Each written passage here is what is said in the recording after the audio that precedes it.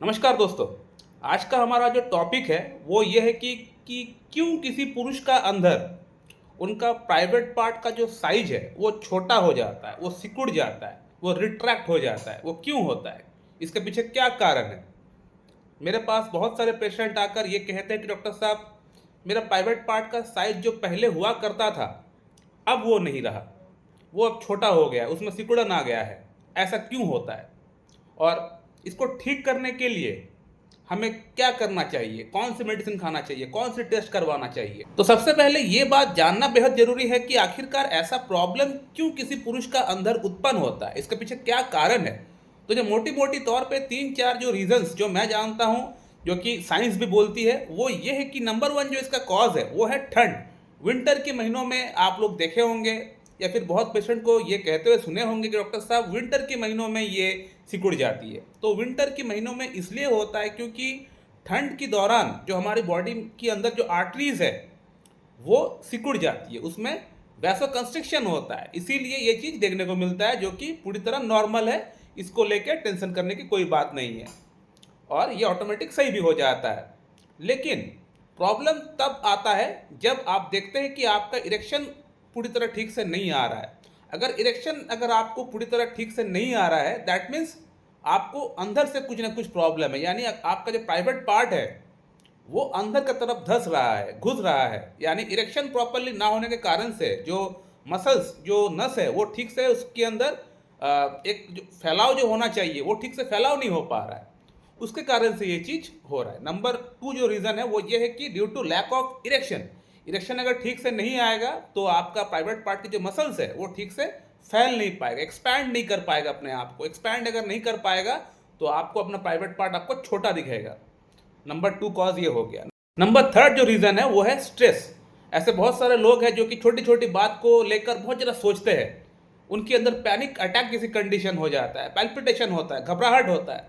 तो इन लोगों के अंदर अक्सर ये चीज़ देखी जाती है और इन लोगों के अंदर ये प्रॉब्लम भी पाई जाती है अक्सर कि उनका प्राइवेट पार्ट जो है वो सिकुड़ गया है, छोटा हो गया है। वो क्यों होता है? वो इसलिए होता है, टेंशन में है पेशेंट, घबराहट उसको हो रहा है, बेचैनी उसको हो रहा है, पैल्पिटेशन उसको हो रहा है, हार्ट बीट उसका तेज हो गया है। तो जब भी ऐसा कंडीशन किसी का अंदर डेवलप होता है तो आप देखे होंगे कि आपका हाथ पैर कांपता है, आपका हाथ पैर में पसीना आता है, आपका आंख के सामने धुंधलापन आपको दिख सकता है, आपको थोड़ी बहुत चक्कर भी आपको आ सकता है, या फिर आपका प्राइवेट पार्ट के अंदर सिकुड़न आना स्टार्ट हो जाता है। तो ये क्यों होता है? ऐसा इसलिए होता है क्योंकि आपका बॉडी से, जब भी आपका बॉडी अपने आप को इमरजेंसी वाली कंडीशन में पाएगा तो वो एक हार्मोन को रिलीज करता है, उसका नाम है एड्रेनलिन। ये एड्रिनल ग्लैंड से निकलता है, उसका नाम है एड्रेनलिन। ये इसका काम ही है कि इमरजेंसी वाली कंडीशन में जो बॉडी की मेन ऑर्गन्स है, जैसे कि हार्ट हो गया, ब्रेन हो गया, इसमें ज़्यादा से ज़्यादा मात्रा में ब्लड सप्लाई कराओ और ऑक्सीजन भेजो। तो ये क्या करेगी, आपका जननांग से, आपका पैर से, आपका हाथ से ब्लड को जल्द से जल्द खींचेगी, खींच कर हार्ट को सप्लाई करेगी और ब्रेन को सप्लाई करेगी, ताकि इमरजेंसी वाला जो कंडीशन है वो टहल जाए पहले। और तभी आपको एहसास हो सकता है कि आपका प्राइवेट पार्ट के अंदर सिकुड़न आना स्टार्ट हो चुका है, जो कि ये भी नॉर्मल है। और एक कंडीशन है आपका टेस्टोस्टेरोन। आपका जो टेस्टोस्टेरोन है वो लो हो चुका है। अगर टेस्टोस्टेरोन अगर आपका लो रहेगा तो आपका बॉडी के अंदर जो आपका प्राइवेट पार्ट की जो मसल्स है उसमें ठीक से फैलाव नहीं आ पाएगा, उसका जो ग्रोथ जैसे होना चाहिए, जैसे एक्सपेंशन होना चाहिए इरेक्शन के दौरान, वो ठीक से नहीं हो पाएगा और वो कहीं ना कहीं वो दब जाएगा। तो ये और एक बहुत बड़ा कारण है। इसके अलावा बहुत सारे पेशेंट का अंदर जो टमी वाले जो रीजन है वहाँ पे फैट का डिपोजिशन बढ़ जाता है। अगर फैट का डिपोजिशन वहाँ अगर बढ़ेगा तो जाहिर सी बात है आपका प्राइवेट पार्ट का जो साइज है वो दिन पर दिन छोटा हो जाएगा या फिर आपको छोटा लगने लगेगा, क्योंकि फैट का मात्रा वहाँ पर बढ़ रहा है। तो ये और एक बड़ी कारण है। अब बात करते हैं कि इन प्रॉब्लम्स को कैसे ठीक कर सकते हैं। तो देखिए, अब सबसे पहले बात करते हैं कि किसी का लाइफ में ये कभी कभी होता है, जैसे कि जब भी स्ट्रेस बढ़ जाता है या फिर विंटर के महीनों में ये चीज़ होता है जो मैंने बताया, तो ये नॉर्मल है। इन लोगों को ट्रीटमेंट कराने की कोई दरकार नहीं है या फिर कोई मेडिसिन खाने की दरकार नहीं है। अगर चाहे तो अश्वगंधा मतलब टिंचर जो मेडिसिन है 5-5 बूंद सुबह शाम हाफ कप पानी मिला के ले सकते हैं। कम से कम 3-4 महीने लिए, उसके बाद 3-4 महीने स्टॉप कर दिए, फिर 3-4 महीने लिए, ये चल सकता है, ये ले सकते हैं आप। अब जिन लोगों को असल में प्रॉब्लम है, जैसे कि किसी का अगर वहाँ पे फैट का डिपोजिशन बहुत ज़्यादा है, या फिर टेस्टोस्टेरोन की लेवल में कमी है, या फिर इरेक्शन ठीक से नहीं आता है। इरेक्शन अगर ठीक से नहीं आता मतलब टेस्टोस्टेरोन की कमी है, ये भी दोनों बात सेम ही हो गया घूम फिर के।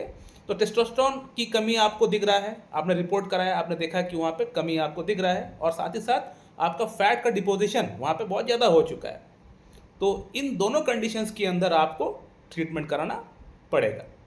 तो ट्रीटमेंट क्या है?